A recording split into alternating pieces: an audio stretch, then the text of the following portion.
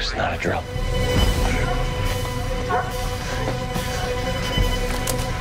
Yeah, it's right up here.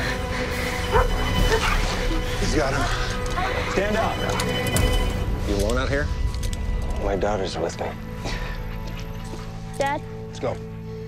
One of the things that happens when you do a little bit of airplane traveling is you catch up on some movies that you might have missed in theaters, and I did that with Leave No Trace. This is a movie about a father and daughter trying to live in the wilderness even though society really doesn't want them to. The father's played by Ben Foster, an incredible character actor. You've seen him in a million things, and he's always been good in what you've seen him in. Always been able to communicate without all that. Hell or High Water is something that you may have recently seen him in, and he's excellent. Thomasin McKenzie plays his daughter, and I'll tell you what, she is phenomenal in this movie. And the movie is written and directed by a woman named Deborah Granick, and it's just got a sense of authenticity and realism.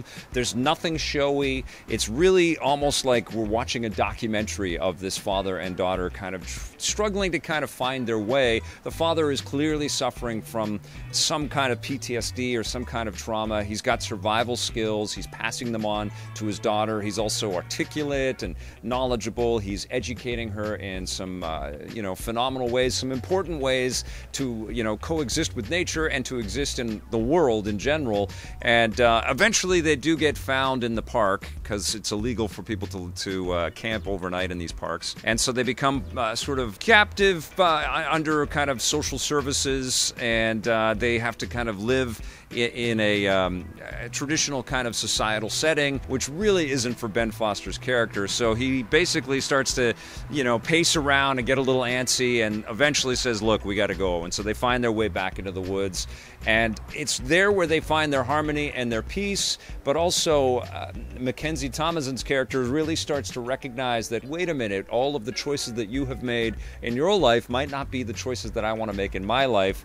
And the subtleties in the performance there, and the truthful admiration and adoration that these two characters have for each other is just something to behold. It really got me. I mean, clearly you're on a plane, which is what I was. I was watching this thing with my headset on. I'm thinking about my family. I'm thinking about my daughter. And, I don't know about you guys, but I always, when I'm away from my family, I get super emotional about being away from my family. And if I watch a movie about a family, it's like, pow, a real punch to the gut. And that's what this movie was. And not in any kind of sentimental, melodramatic way. It's just so honest and truthful, and there is no big drama leap or some crazy set of circumstances that turns this into a Hollywood picture. It feels lean, it feels small, but it feels truthful and resonant and powerful, and I won't spoil where the story continues on from there. I will just say that it was a great